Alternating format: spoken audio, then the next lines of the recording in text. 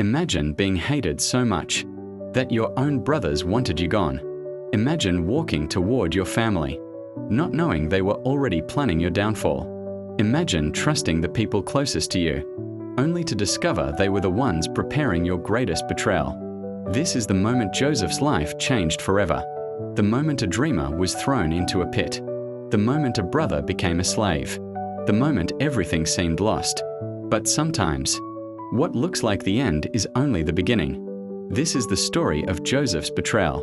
After Joseph shared his dreams, the jealousy of his brothers continued to grow. Every time they saw him, they remembered the dreams. Every time they saw the special robe given by their father, their anger became stronger. One day, Joseph's brothers took their father's flocks far away to graze. When several days passed, Jacob became concerned. He called Joseph and said, "Go and check on your brothers and see if everything is well."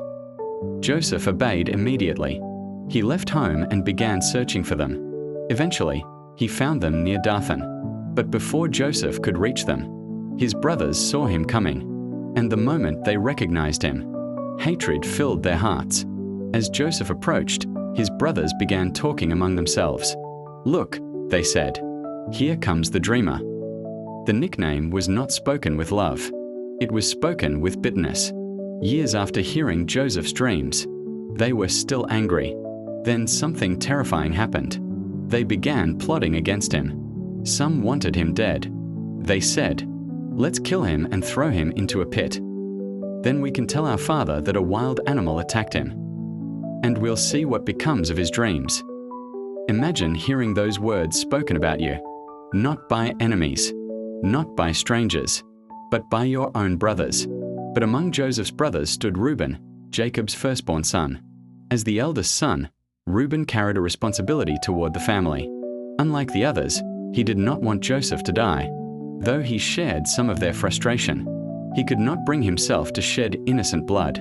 Secretly, Reuben hoped to rescue Joseph and return him safely to their father. So he said, "Let's not take his life.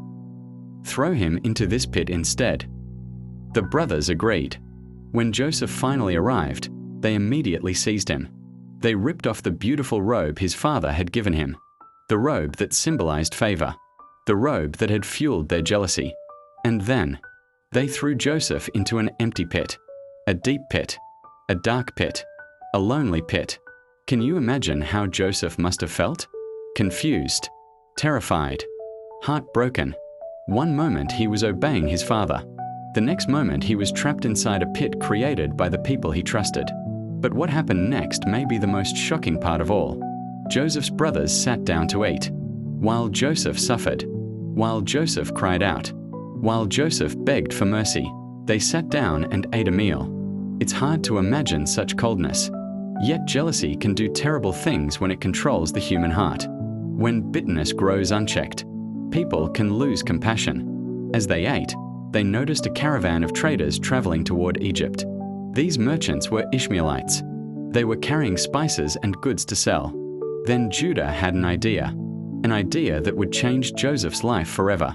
He said, "What do we gain if we kill our brother? Let's sell him instead." The brothers agreed. Soon the traders arrived, and for pieces of silver, they sold Joseph, their own brother. Imagine that moment. Joseph watching strangers pay money for him. Joseph realizing he was being taken away from home. Joseph knowing he might never see his father again.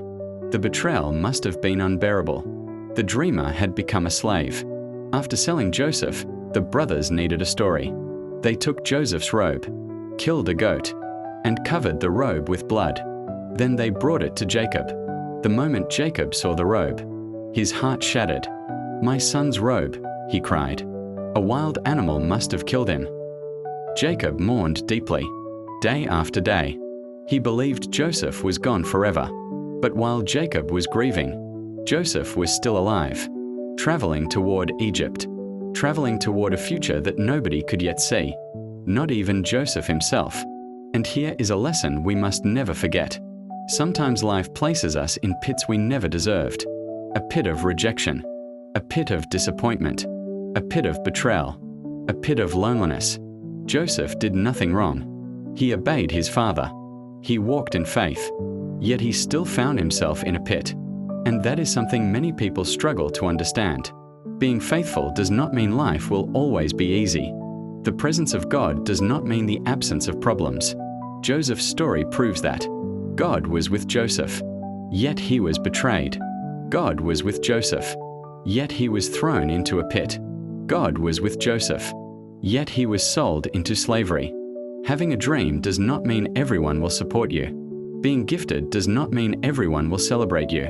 Sometimes your greatest opposition comes from the people who know you best. But Joseph's story teaches us something powerful.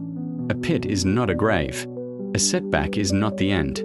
A betrayal is not your final chapter. The same God who was with Joseph in the pit was already preparing a path for his future. The brothers thought they were destroying a dream, but they were unknowingly helping God's plan move forward. And maybe someone listening today needs to hear this. I don't know what pit you're facing right now. Maybe it's a pit of unpaid bills. Maybe it's the burden of rent you don't know how to pay. Maybe it's loneliness. Maybe it's rejection. Maybe it's unemployment. Maybe it's disappointment. Maybe it's emptiness. Maybe it's a silent battle that nobody else knows about. Whatever pit you find yourself in today, do not let your pit convince you that your story is over. Do not let betrayal make you abandon your purpose. Do not let disappointment bury your dream. Do not let today's pain make you forget tomorrow's promise. Because what feels like the end today may be the beginning of something greater tomorrow.